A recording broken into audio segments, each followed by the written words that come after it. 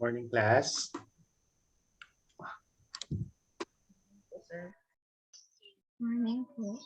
Good morning po. Okay, so I think we can start now. One moment. Okay. So let me just share my screen.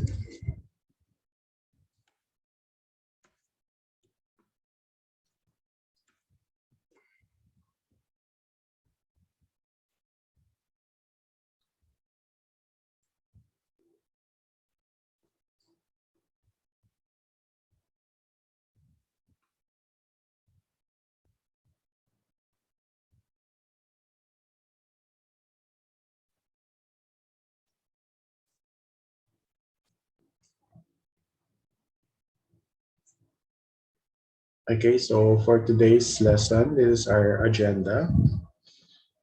So our objectives are to be able to use, understand the importance of using tangible data. Tangible meaning you can actually, of course, tangible, you can touch it. And information. So tangible data and information. In achieving your goal, students will reflect on the importance of visual reinforcement, and I will announce the activity later after this discussion. Okay, so let's have a quick review first. Okay, who can still remember any parts of this bullet based on our previous discussion? Anyone? How do you differentiate data and information? Opo, sir. Okay, one moment. Who is that? Si Shan po, sir. Okay, go, Shan. Sir, pag sinabi pong data, yun po yung raw. Hindi pa po siya nagagalaw. Pagka naman po information, ibig sabihin na ayos na po. Tapos, kumbaga sir, ano na siya, process na po na data. Okay, very good. Okay, that's good, Shan. Now, how about anyone who can at least provide a brief description of a document and compare it to the information, which is, of course, sabi nga na siya, information is already a process data. So anyone who can give brief description of differentiating a document versus information, or just at least one characteristics. Ako po, sir. Yes? Joshua po. Yes, Joshua? Joshua po. Sa document po, sir, kailangan po, may author po siya. Tapos sa information po, sir, okay lang po na wala ko. Alright, so that's good. Now, different types of medium. Can you still remember? Who can recall the two basic categories of media that we talked about last time? We can categorize those 5 medium or different types of media into two: the non-moving and moving. What do we call those? How do we categorize those two? Oh, sir. Yes, Joey Ann? Ano po? Static elements and dynamic elements po. Okay, that's correct. Okay, unmute your mic if you want to answer the last bullet. Who can give one example of an interactive media?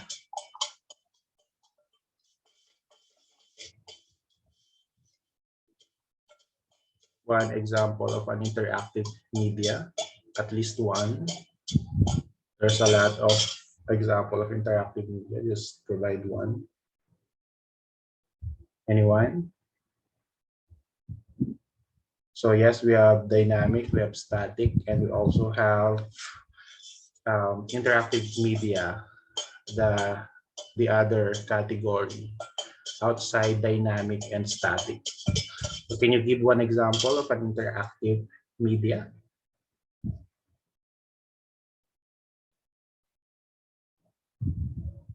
Anyone? You can check your answer if you don't want to. Yes. Yes, Farhana. You want to answer? Social media po. Okay, yeah. Because you interact with it. Okay, yeah, that's correct. Okay, now, okay, before we proceed to the discussion, let's have a motivational story first. Okay, how I became a top notcher in the LET or the licensure examination for teachers. Okay, so do you want to hear this story before we start the discussion? Yes po, sir. Okay.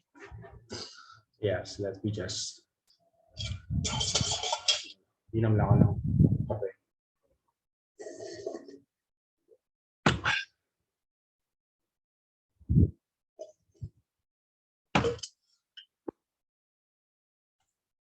Okay, so here there are two types of people who are taking the licensure examination for teachers or LET.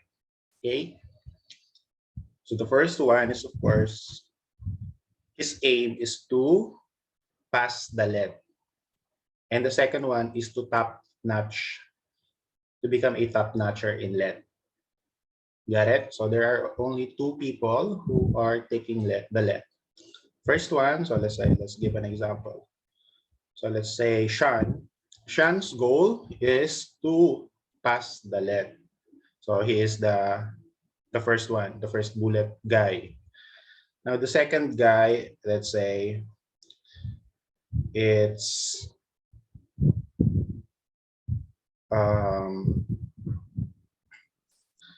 si Rogelio. Si Rogelio is the second type of guy.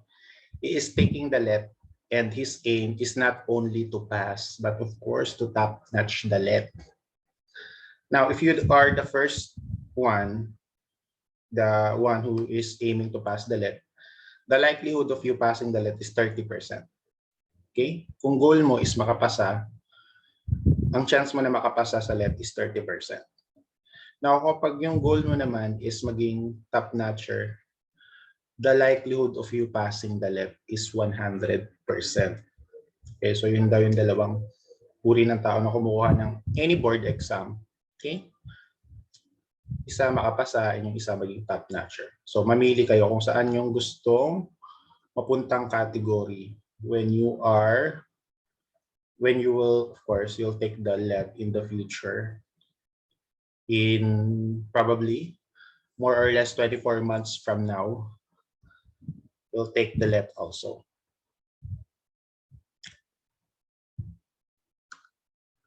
Okay, so how did I, of course, became a top notcher in the LET exam? So first is I use the law of attraction framework. Okay, so if you're familiar with the law of attraction, so you just, of course, simply affirm. So I tirelessly affirm that I will top the LET.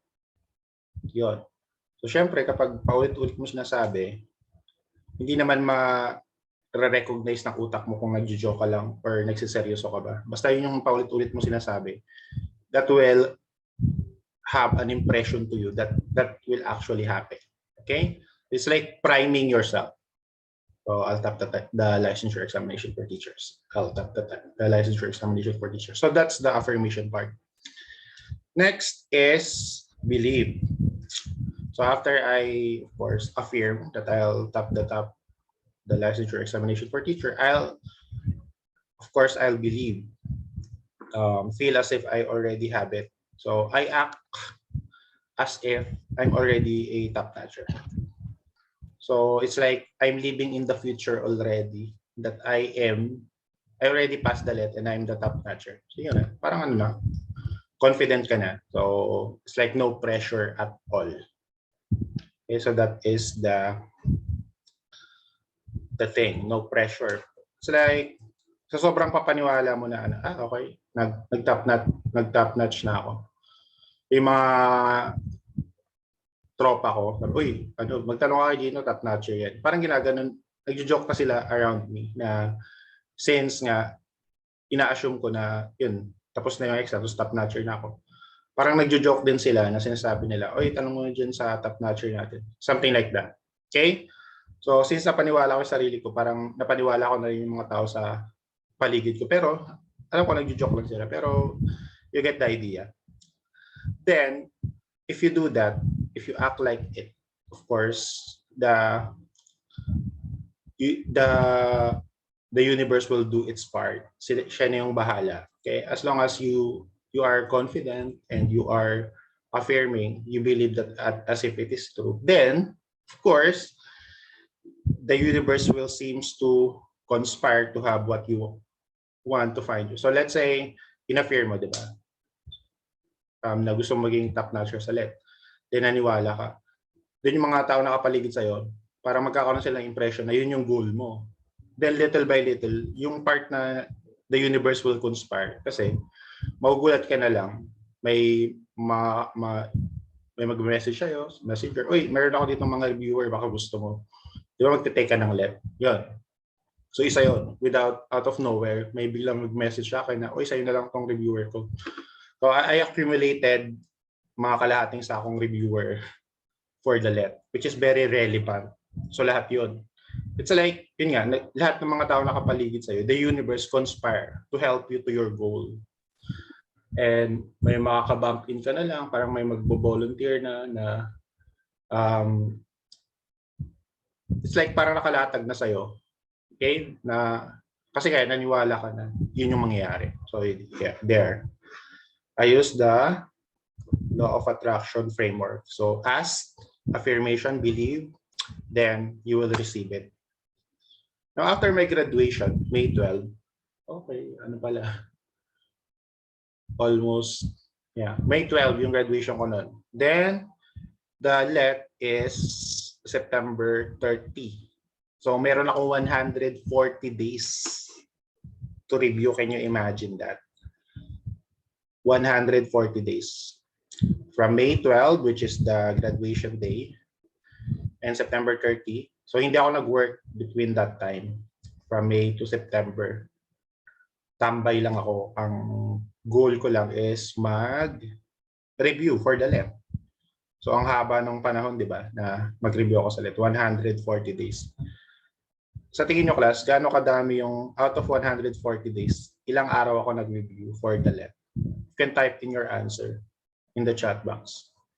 Let's see kung may mga kahula kung gaano kadaming araw ako nag-review. Come on, class. While I'm drinking coffee, I want everyone to guess how many days I allotted for the LET review. 50 days, okay?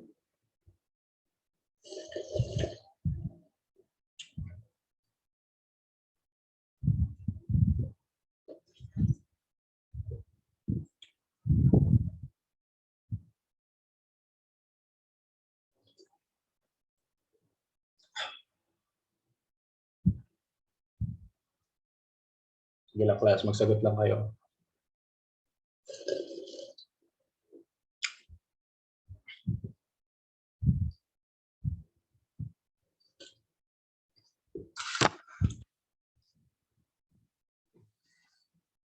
Not even close.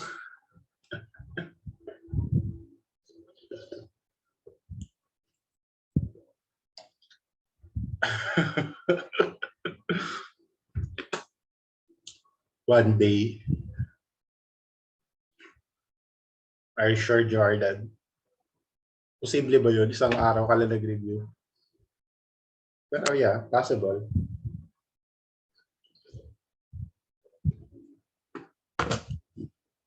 Okay, class. Here's the answer. Apparently, walang nakasagot.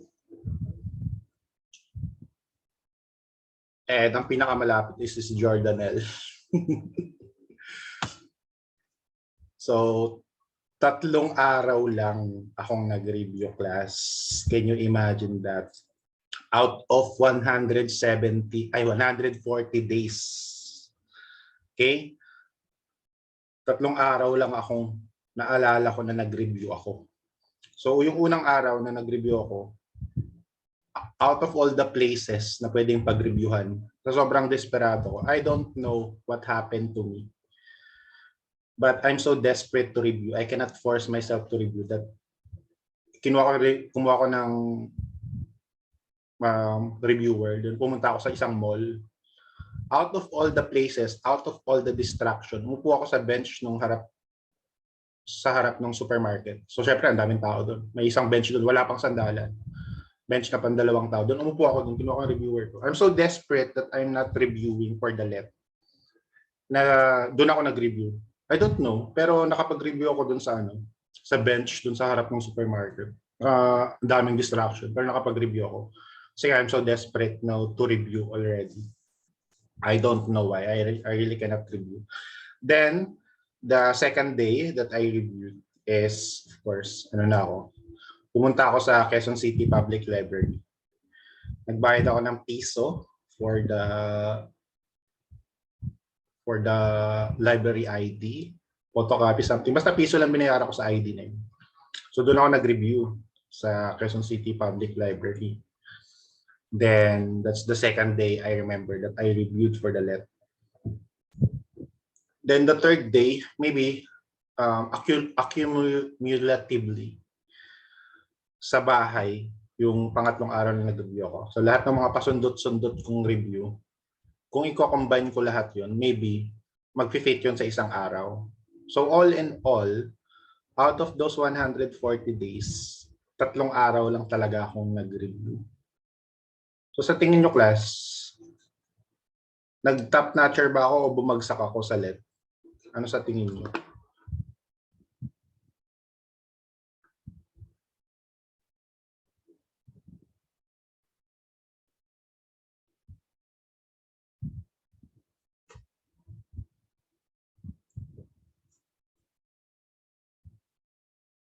Okay, bigyan nyo ako ng heart react. Ay, ng ano na lang, ng tada react. Yung confetti. Kung sa tingin nyo na bumagsak ako, yung bumagsak ako, class, sa left, hindi ko na ipasa yung left dahil 3 araw lang ako nag-review out of those 140 days. So wala namang nagsasabi sa inyo na bumagsak ako sa left dahil sa 3 araw lang ako nag-review. Okay. So there. Out of 140 days, 3 days lang yung ni-review ko. So ang result, ito, class. So nakapasa naman ako, pero I'm not supposed to share this to you, but since I want transparency, and ganito yung resulta nung nangyari sa akin ng 3 araw lang ako nag-review. It's a prank, class. Hindi talaga ako naging top notcher. Ito yung resulta ng board exam ko. So joke lang yun. Sorry. So yeah, so of course may 3 category yung licensure examination for teacher. Una is Gen Ed, then Prof Ed, then yung major mo. So yun yung 3 categories. Ang mahalaga, makapasa ka kahit 75 ka sa tatlong kategory ng exam na yan, papasa ka. Pero kahit 90 tas 74 ka, hindi ka papasa. Kaya kailangan at least 75 in all those subjects. So ito yung nangyari, 79. Now, here is my rude awakening. So what is our rude awakening? It means that surprising and unpleasant discovery that one is mistaken. He thinks he can get by without doing any work, but he is in for a rude awakening. So that is a rude awakening for me.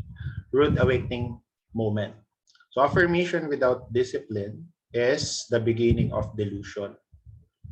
So that is what happened to me. I keep on affirming without disciplining myself to actually review, to do the work. So what happened to me is that I become delusional that I can actually become a top-notcher in that just by reviewing 3 days and wasting the 137 days. Not really wasting because I enjoy those days naman. Pero yun nga, you get the idea. So here is another realization. I'm sure that the law of attraction still works. And will I still use it? Yes, I will still use it, those framework. So I still pass the LET with only one take. And despite of not enrolling in any review center, and despite of me only reviewing for accumulatively for only 3 days. And after the exam, I know that I already passed the exam. So that's what happened. So pakonsuelo, hindi man ako naging top-notcher, at least I passed the LET with one take and without enrolling in any review center. So I did not enroll, I did not waste money in review center. And right after the exam, my mom asked me, so how was it? Then, ewan ko, parang after nung exam ko, parang it's impossible for me to fail. So pag uwi ko, sabi ko sa mama ko, sure na yun, pasado na yun. So it's like, I don't know, pero sobrang sarap ng feeling na pagkatapos mag-exam, alam mo na pasado ka. So nung lumabas yung exam, ay yung result, hindi na ako nagulat na nakapasa ako. I know I'll pass. Confident ka ako na maging top-notcher na makapasa pa kaya. So yun. So that's what happened. So yun. Another realization. The law of attraction works, but I did not.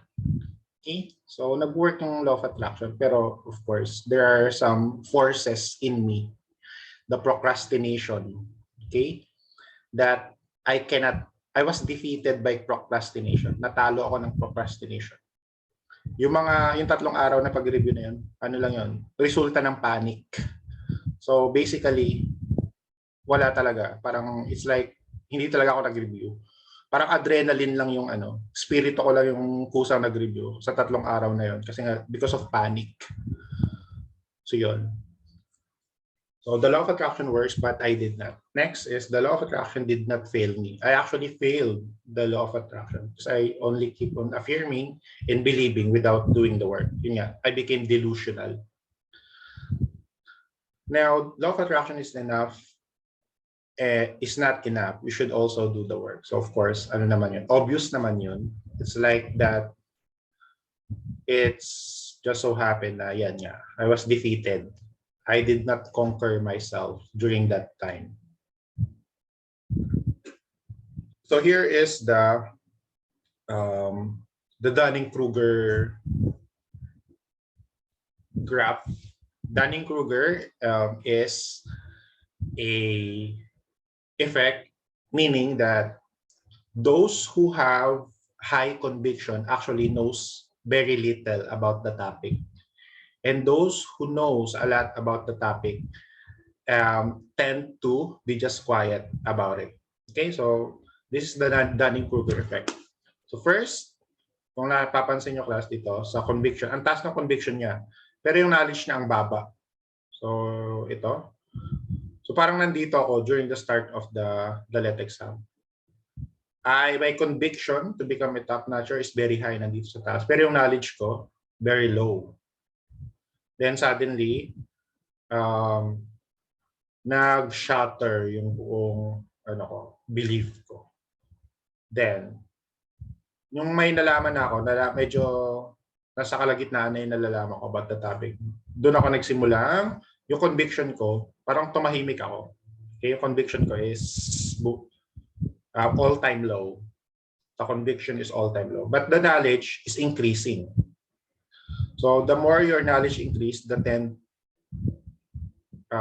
it tends to be more to become quiet about what you want to achieve. Then little by little, now this is what you want to achieve. The mataas yung conviction at the same time, mataas yung knowledge mo. So this is the graph of what actually happened to me. So yun.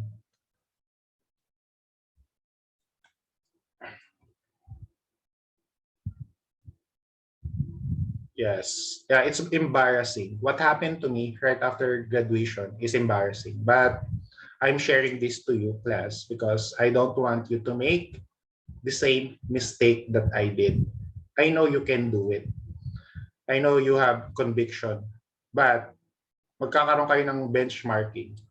Alalahanin nyo, kaya ko namang makapasa ng hindi nag-review. Yes, kaya nyo.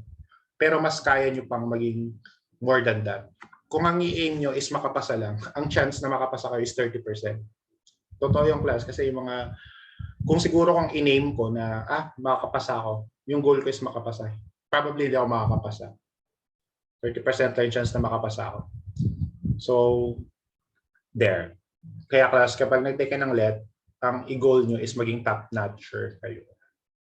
Kasi hindi man kayo maging top-notcher, 100% sure makakapasa kayo ng let in one take without entering a review center. Okay? And siguro class, what should have I done? Probably class, so here is, kasi nung time namin, alam niyo ba yung top 10? Ang average niya lang is 83. 83% yung average na class. Now, siguro kung nag-review talaga ako, okay, hindi lang out of panic na pag-review. Well, effective naman yung panic kasi kahit 3 araw lang, borderline, pasado naman yung nakuha ko. Pero siguro kung nag-alat ako, kung dinoble ko yun, 140 days yung enrollment, ay yung time na allotted sa akin para mag-review. Kung dinoble ko yun, ginawa ko 280 days. Yung araw, ginawa kong gabi. So, probably, isang araw, maka-count yun ng twice. Siguro kung 280 days ako nag-review, sa tingin nyo, class, may chance na magkatotoo yung sinabi ko. Kung 3 araw lang, 79% yung naging average ko sa let. Eh kung ginawa ko yung 280 days, sa tingin nyo, class, there is a chance na makakuha ako ng at least 83 para masama sa top 10 nung let top notcher. Sa tingin nyo, class, that's possible. So out from 3 days, 280 days ako nag-review. So can you give me a thumbs up, class, kung sa tingin nyo posible na maging top notcher ako? Kung makakabalik tayo sa dati. So hindi pa rin, class? Okay. Kala ko sinasabi niyo, no sir, kahit 280 days ka mag-review, hindi ka pa rin magiging top notcher. So, yun yung realization ko, class. Siguro, kung hindi lang ako 3 araw nag-review, kung ginawa ko lang yung mga ina-affirm ko, posible talaga. There is a really big chance. Kasi imagine yung top 10 nung batch namin, 83 lang, top 10 na siya. Ako 3 araw lang ako nag-review. Naka 79 pa ako. Which is, kung nag-review lang talaga ako, possible. So yun, nagsisisi ako na hindi ko ginawa yung sinabi ko. So I hope, class, that you won't follow what I did. Kailangan talaga ng work. Not just, pag kinumbine nyo ang affirmation, yung law of attraction, then work. Nag-review kayo. You will be able to actually achieve what you are aiming for. Okay, so now let's proceed to the topic. Have you seen this class, this type of, have you encountered this? Can you chat in your answer if you have seen this type of picture before? What TV show? Or do you know what this even called? So ano to, class? Describe this. Pwede kayong describe this in one word. Yung nasa PowerPoint presentation mo, class. Pwede kayong mag-type ng isang movie or show, TV show, na nakita nyo ito. Yung nasa harapan nyo.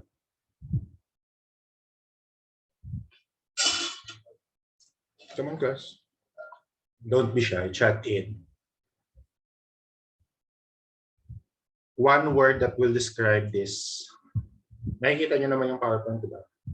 Okay, CSI. Yeah, just there. Yeah.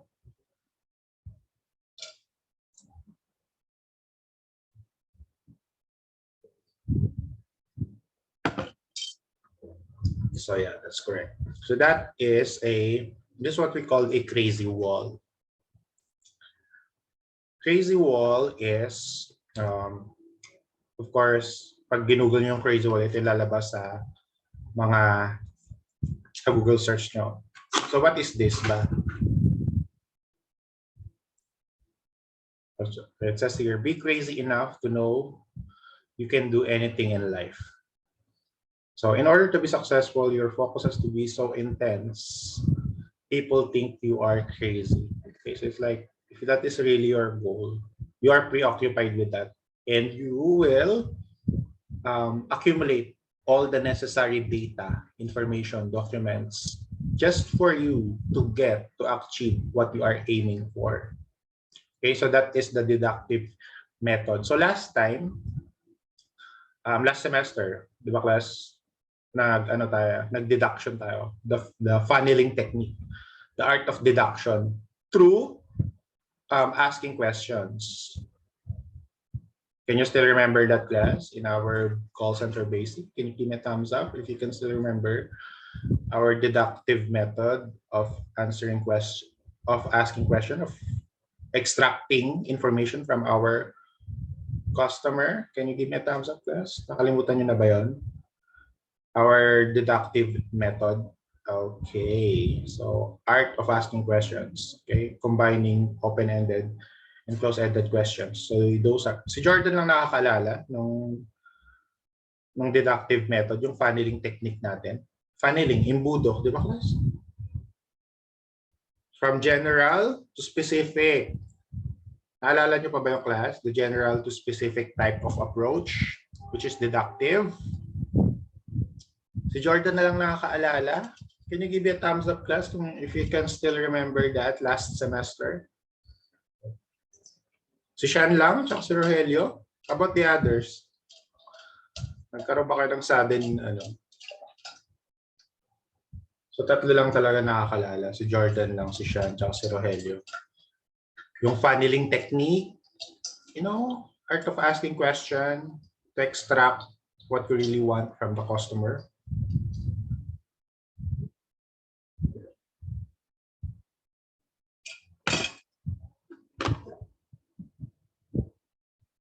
Okay, so it's like funneling technique or deductive method, but this time you will be able to do it in a tangible manner, okay, in visual reinforcement, something that we can see, so that we can be able to extract what we really want. Okay, so we gather all those information and we combine it in one wall, and that particular wall is designed to achieve a particular goal. So that is the crazy walling. Nagiging genre na to, class. Di ba sa Pinterest may mga may genre ng mga plantito, plantita, mga nature theme. Meron namang other genre na sila, crazy waller. Crazy waller. Halatang invento lang. Pero yes, naging na to, naging genre na to in one forum na they are fan of the crazy walling. It's like, kapag gusto nila yung isang bagay, kinukuha nila lahat ng mga factor, lahat ng data, information, para ma-achieve yung end goal na yon. Okay? For example, we can have as simple as, let's say, your dream phone or your dream gadget or your dream computer. So let's say you want a gaming PC, something like that. So isulat mo doon yung specs ng dream PC mo. Then ano yung mga factor para ma-achieve mo yon? So of course, one data that will help you achieve what you want is the price. Tulad mo yung price. Okay. Ito yung price. That's one data. Tapos, saan siya available? Sa mga e-commerce. Pwede mo lagay sa Lazada, Shopee, or Gilmore. Then, ilagay mo kung ano, kailan ba yung mga araw na nagsisale to. How many discount will I receive? Ilang araw yung ilang years yung warranty. So yung mga factor na yun, isulat mo lahat yun. That can help you achieve what you really want. Okay, so that is the crazy wall. So crazy wall, it's the catch-all. It's an informal term for the board on which investigator pin up the plot out of all their clues, crime, and spy thrillers, and recently it has become unthinkable for any serious TV drama not to have some sort of board for the characters to contemplate as they try to work out of, kinks of it. So, of a theory. Okay, so lahat tayo merong iconic moment. Mga TV show na yun, meron silang iconic moment na nakatingin sila sa crazy wall na yun. Of course, that is their combination of all the data that they gather so that they can pinpoint, deduct. Then they'll end up with the answer that they are looking for. So yun siya. This is the deductive method. So here are the components of crazy wall. So it is the absolute evidence that you are serious about your short-term goal. So this is good for a short-term goal. So let's say gusto niyo maging top select sa licensure examination for teachers, ilang months na lang yan. Yeah, more or less 24 months. Then you are obsessed in achieving that particular goal. Say that is really what you want. Next is you have all the necessary data that can help you to achieve, of course, your goal. Now, there is no rule in creating one. Walang margin to class. Walang margin, walang kahit saan ka kumuha ng mga picture, pwedeng sa magazine, sa tabloid, sa broadsheet, or pwede ka mag-print, pwedeng digital. So walang rule in creating one as long as it will have a visual reinforcement. Kasi we are visual class, di ba? What you see every day, nagkakaroon ng reinforcement yan sa'yo. Na, okay, ito pala yung goal ko. Ito pala yung reason kung bakit, ito yung gusto ko. So nakikita mo, nare-reinforce sa'yo. And at the same time, it becomes embedded to your subconsciousness. So every little thing that will pinpoint you to what you want is where your attention will go. Kasi nga, you have visual reinforcement. So, ang theoretical framework niya is general to specific or deduction. Okay, from general, kasi isang goal yun. Ang sagot lang doon is yung mismong end goal mo. So, yun. Okay, so here is our Binibining Pilipinas Universe. So, Shamsi Supli, she ranked #1 in the architecture 2010 architecture licensure examination. And one of the framework that she used is the crazy wall. So I'll share a particular video here. Just one moment.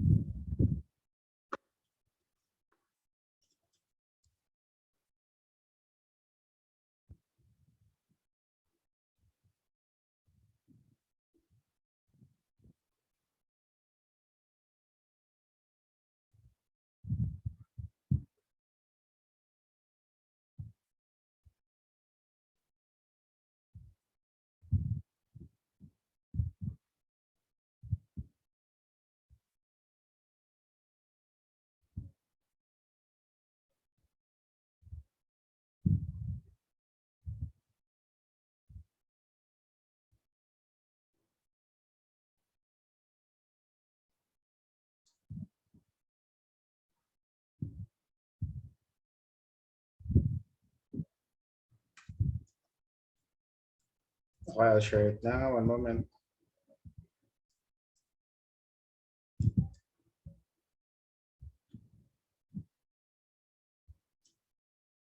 Share sound.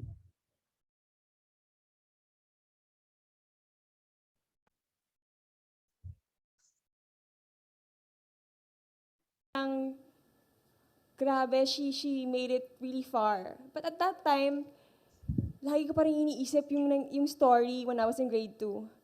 You know, salutatorian is still not valedictorian. May ganon. Magna cum laude is still not summa cum laude. So I felt I was still second. All my achievements is still second best. May ganong feeling that you feel that there's more to you. There's more that you can offer. And maybe you haven't really given it your best. And so came the board exams.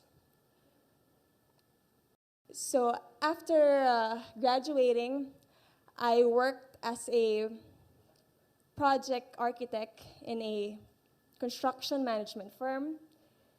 And I needed that for me to be able to take the board exams. I need 2 years experience.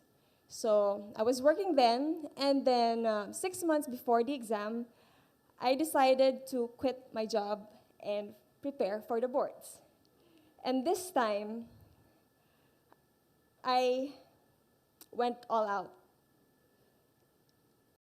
While others have to work during the day and reviewed at night, I studied day and night since I wasn't working anymore. If others attended review classes Mondays, Wednesdays, Fridays in one review center, well, I studied Mondays, Wednesdays, Fridays in one review center, and I studied Tuesdays, Thursdays, and Saturdays in another review center. So 2 review centers. I was studying from Mondays till Saturdays, day and night. A lot of people, I didn't tell anybody actually that I was doing this. It was a top secret. So whenever I go to another review center, I had to cover my face so that nobody recognizes me. Because I know what people will say. They would say, wow, I'm crazy for doing so much effort. And well, I believe that if you really want something in life, you have to give it your all. Even though you have to do or work harder than everybody else. So that's what I did. And a month before the board exams, I asked my friends to have a study group in my house, and they stayed there for a month. And this is how my room looks like. That's my bedroom. So all the walls were covered with notes from all the subjects that we had to study and review. People may ask me, was it all worth it? Was all the efforts, the 6 months of reviewing and not working and just focusing on the board exams, was it all worth it? Well, for me, a very big yes. Because on June 2010, I bravely took the board exams, and finally, after maybe 15 years of being just second, I finally came first. So I was very happy, finally, after all the hard work, it all paid off, and I got first place in the 2010 architecture licensure examination. And now, you may wonder, why am I talking about these things when I know you all would want to know about the beauty pageant, about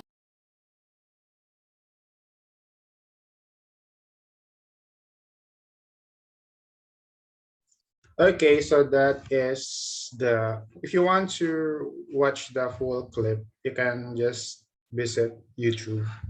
Just type there Shamsi Soup Soup Talk and you'll see it.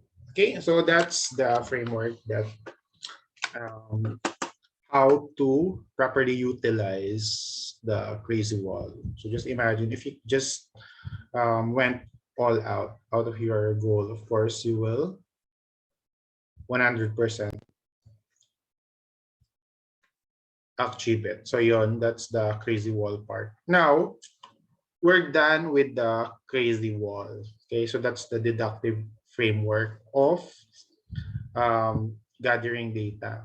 So from general to very specific. So the specific is your end goal. Okay, so may question ba kayo, class, before we proceed to the next slide? Can you give me a thumbs up if that is clear to you? If you are now ready to proceed to the next slide. Okay, so there. So let's proceed to the next slide. Now we also have the, aside from the crazy wall, which is of course deductive way, you gather the data first. Then from there, you will work on deducting and extracting your ultimate goal, short term. Now, the difference between vision board is this is also a collage of images, but this time you actually kung yung visual is from general to specific, here it's specific to general. Okay, so vision board is specific to general, and also this is for a long-term goal. Okay, why is it specific to general? Because you will put exactly what you want to achieve there, and from there, yung mga nilagay mo doon, the data that will just pop up. Okay, so if you start with specific, then general will just go from there. Okay, so a collage of images and words representing a person's wishes or goals intended to serve as an inspiration or, of course, a motivation. On her vision board, she put a log cabin, a sailboat, a red car, and a man and a woman dancing in a white carpet. But that's very specific, right? So you start with the very specific, then it will become, and the general, proceed to the general, because that's the characteristic of a vision board. So inductive approach tayo. So in deductive, and this naman inductive, from specific to general. So para hindi kayo malito, kasi may encounter nyo naman yung deductive and inductive in other major education subject. So pag deductive, pag ganito, deductive. Pag inductive naman, inductive. Okay? So ito yung specific, ito yung general. So inductive. Deductive. Okay? Gets nyo ba, class? Inductive. Deductive. So, yun yung gawin yung mnemonic device para hindi kayo malito or para maalala nyo palagi yung difference between deductive and inductive. Okay? So, another, yes, use as visual reinforcement to guide in achieving your goal. So, if you think vision boards are bogus, then the joke's on you. They work, and there's actually a really simple explanation on why they work so well. Okay, so here are the best practices in creating your vision board. First one is creating a sacred space that displays what you want. So just bring it to life. So next, visualization is one of the most powerful mind exercise you can do. So visual reinforcement, visual representation is very powerful. Next is visualization. Visualization is one of the most powerful mind exercise that you can do. Dapat ulit. So yes. So there aren't any rules. So again, walang margin ito, walang nakalagay sa A4 or legal size bond paper. So walang rule again. As long as that is really what you want. Okay, so you put it there in your vision board. So let the universe conspire on how you will get it. Plus, for example, sa vision board nyo, nilagay nyo doon is yung physique na gusto nyo. So let's say gusto nyo ng ng magandang katawan or may basta muscular body for the guys. Yung mga nag-gym na katawan. Nilagay nyo sa nyo yun, sa vision board. Then, kahit na tamad kayo, parang hindi nyo alam kung bakit parang gusto ko pumunta ng gym. Something like that. Or parang hindi kaya ng katawan yung hindi pumunta ng gym. Magugulat kayo kasi nga, naalala mo, nilagay ko pala to sa vision board ko. Ito yung gusto kong katawan. So, yun. Then, you aren't going to mess it up. You can create your vision board on your own terms. Set the mood, turn off the TV, and turn on some relaxing music, light a candle, and clear your space. So there, that's just how you, of course, create your vision board. Okay, here is an example of a vision board class. So you put it there, the body that you want, okay, the house that you want, the family that you want. So if you want to write your own book, you can write it there. If you want to be fluent in one particular language, you can write it there. If you want a $500,000 pesos watch, which is a Rolex watch, you can put it there. It's very specific nga. So if you want to talk with thousands of people, you can, kung gusto yun yung isa sa mga goal mo, then you can put it there. If you want to talk in TED Talk, so if you want to have a career or if you want to have your own car, so you can put it all there. Okay? So magkakaroon siya ng visual representation and reinforcement that ito yung gusto mo. Kapag lagi mo nakikita yan, magkakaroon ng ma-embed yan sa isip mo na, dito ako papunta. Okay? So mas maganda na yung meron kayong destination. So it's like the vision board and crazy wall is the destination that you want to go para hindi kayo pa liko-liko. Okay? At least papunta na yung energy nyo, papunta dun sa gusto nyo. So there, very predictable that you need to create your own vision board and crazy wall. So these are separate activities. Okay, so first you create your crazy wall. So of course, deductive yun. Ang characteristic nun is short-term goal. Ano yung short-term goal na gusto nyo? Next is, of course, the vision board, the long-term goal. Very specific things that you want to achieve. Okay? So yeah, I created my own vision board and I can confidently say that long-term goal yun, pero I can say na 50% na ng vision board ko, yung na-achieve ko. Okay? Everything I put on my vision board is, on the way there in achieving it. So there, class, do you have any question about your activity? Clear ba, class? Can you give me a thumbs up if that is clear to you? Okay, si Sir, Jordan. paano nga isa po yung crazy board po? Kinumbay mo yun. The crazy wall, yes, Dinky. Ano yan? Paano gagawin? Ano yan? Sabi mo? Paano po ulit yung nakalagay po? Okay, so ano lang yun. You will just need to gather. Okay, crazy wall is a short term. For short term, what do you want to? You gather all the necessary data. Di ba may activity tayo to create a particular data? So mga pwedeng included yung mga data na yon in achieving that particular thing that you want. So isang bagay lang yon. Isang bagay lang dun sa crazy wall. Ano ba yung short-term goal na gusto nyo i-achieve? Probably your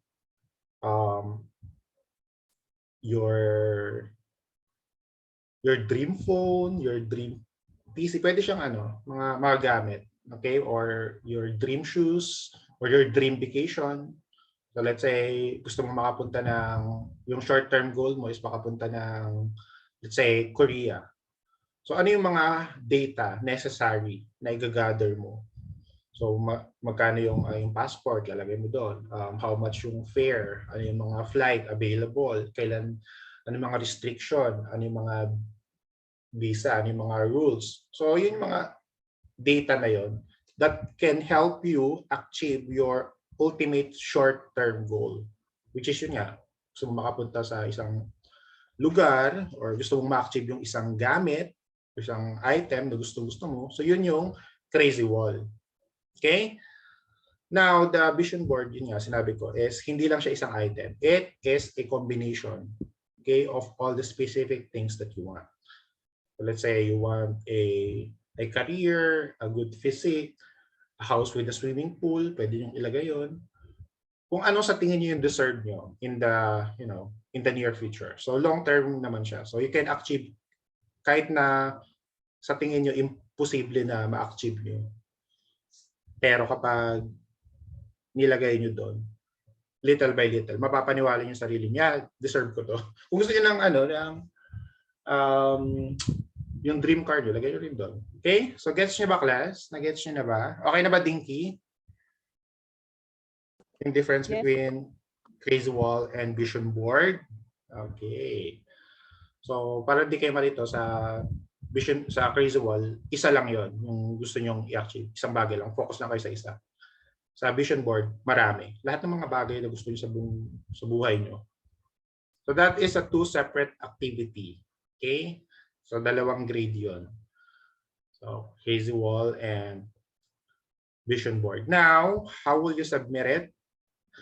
Pwede kayong pipicturean nyo lang siya. Then, pwede nyo siyang gawin sa mismong wall talaga. Okay? Then picture nyo. Or pwede nyo gawin digitally, then submit it. So someone will compile it again, then upload it in Google Drive, then just submit to me the link. And the deadline is, of course, you always have 2 weeks to do all our activities. So 2 weeks, 9 p.m. of May 28 is the deadline. Okay? So may tanong pa ba, class? Sir, Yes, sir? bali po sir yung activity po last time, isi-send ko na lang po yung link mamaya po. Okay. Yeah. So because you have until 9 p.m. naman to submit it. Okay po sir, salamat po. Okay. So if you don't have any more question, we can now open our webcam. Then pili nga tayo ng video filter for a change. Okay.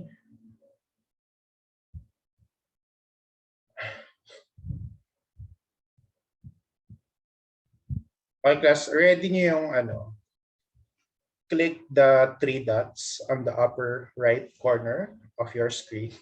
Naging call center agent. Then you'll see there a video filter. So we'll have a video filter theme for this class picture. Kasi nga, for a change. Okay, so click the 3 dots on the upper right corner. Then choose video filter. Then I suggest this video filter here, the 3D eyewear. Parang pangit. Okay, sige. Pwede na. Okay, perfect. Ano class? Enjoy naman kayo sa trip namin ni Jordan. Sir, wala kaming guys. Naka-mobile kasi kayo eh. Okay, yung mga naka-desktop, Joey Ann, yun. Alright. Nanap ko pa, sir. Scroll down mo lang. Nasa bandang baba. Sa last. Okay. Earl, Angela, Chloe, Kim, Lance, Sir, sira Janina? po pa rin yung cam. Okay, sige, sige. Okay, just 1, 2, and smile. Okay. Don't go anywhere. Baka di ko mag-add. Okay, so that would be all for today's session. Thank you po, And sir. see you when I see you. Goodbye, everyone. Bye. Thank you po. Bye.